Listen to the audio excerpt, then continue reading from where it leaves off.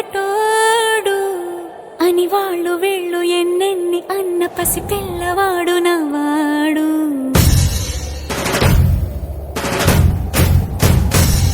విడుముండోడు అని ఊరు వాడ అనుకున్న గాని మహారాజు నాకు నవాడు.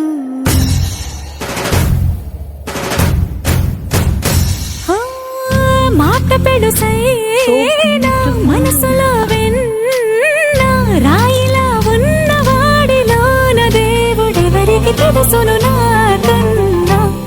సూసేకి అగ్గిరవ్వ మాదిరే ఉంటాడే నా సవే.